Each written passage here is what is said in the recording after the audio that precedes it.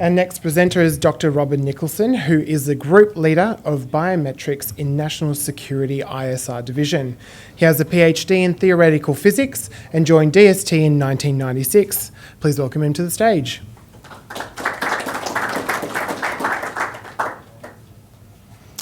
Thank you, Mark. In imaging at a distance, the problem you have to overcome, the main problem you have to overcome, is atmospheric turbulence. And this is a computationally intensive task. So the state-of-the-art algorithms at the moment require high-end computing with the latest graphics cards and the very large power supplies that go along with them. Now, what we've done at DST is actually managed to do that, the same task to the same level with the same results on the fly in real time, but on a device like this. Now, this has broad applications to the world of ISR, and I'm going to show you a couple of the applications now. So in this first instance, you may actually be thinking, well, so what? You've got a blurry image to a slightly less blurry image. But if you look closely, you can actually make out some of the letters on the name of that ship. You can see some more information about the antennas, the number and the shape of them.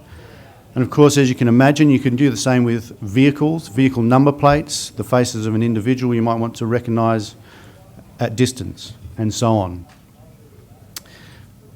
So the distances we're talking about here, I should say, are atmospheric turbulence becomes an issue in adverse conditions as little as 100 metres away, and depending on the conditions, depends on when it becomes a real problem. This ship is many kilometres away.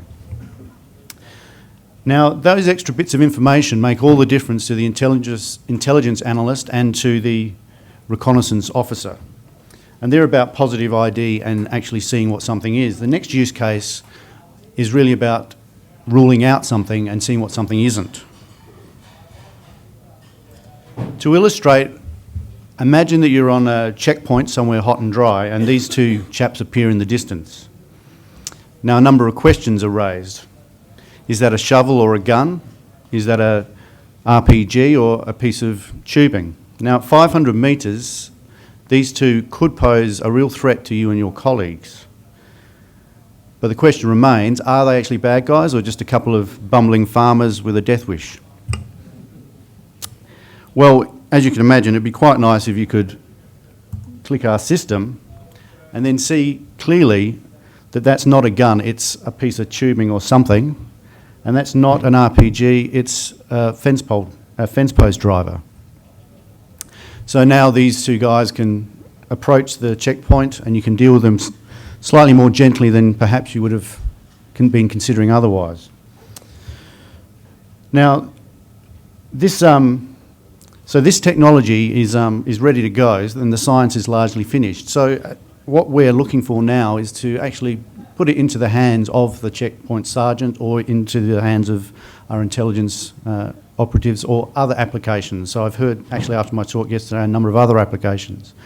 So we're looking for industry partners to work with us to get this as an operational device and into service.